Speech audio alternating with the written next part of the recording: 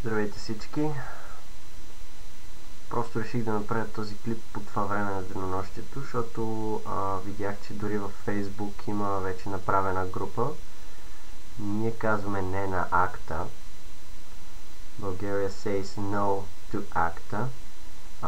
Това е организацията, която се занимава с фалшификатите и така нататък. Доколкото разбрах и доколкото аз съм информиран, всеки от нас може да влезе в затвора само заради това, че е чул някъде, смисъл, че е свалил от интернета някоя песен, нали, без да я е платил и така нататък, както правят много хора от датата, и не завиждам на хората, които биха влезнали в затвора за това, че са си свалили песен на Азис, примерно.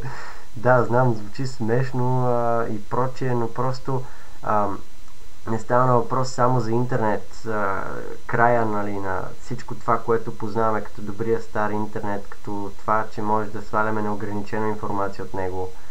Във Facebook е едно от многото, наистина многото места, в които са пуснали пост, нали, на тема акта, така да го обобщим под едно заглавие, и бих казал, че има много повече от 11 000 човека, които биха се присъединили към тази връзка.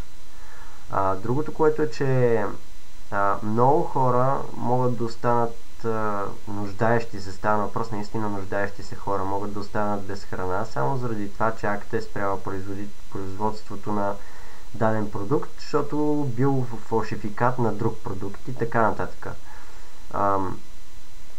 Примерно, както казах, интернет е едно от наистина многото неща, които могат да пострадат наистина сериозно от тази така наречена акта. Другото, което е, че вярвам, че на никой не му се влиза в затвора за това, че си е свалил музика от Замундата, примерно, или от някъде другаде. Ето, даже хората в Замунда са се постарали и са направили цял пост как може да се свържеме с евродепутатите. Тук има всичко, нали, написано ясно, даже има и видеоматериал на тема акта, нали, да се запознаем допълнително.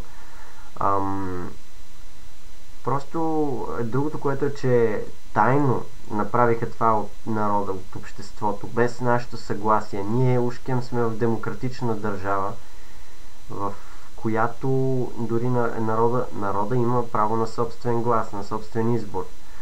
Не разбирам как някакви членове на парламента и така нататък, как биха могли да направят нещо подобно, без да информират държавата, без да запознаят народа и потребителите на въпросният интернет. Другото, което е, че интернет, както казах, е едно от наистина многото неща, които ще пострадат сериозно от тази акт, защото има много нуждаещи се хора, примерно както могат да спрат производството на дадена храна, примерно както произвеждат, нали, за нуждаещите се, може да не са от кой знае колко качествени продукти, но за даренията и така нататък, помощите и еди какво си, що си там, които се произвеждат, някои не са от качествена, нали, храна, но все пак са храна.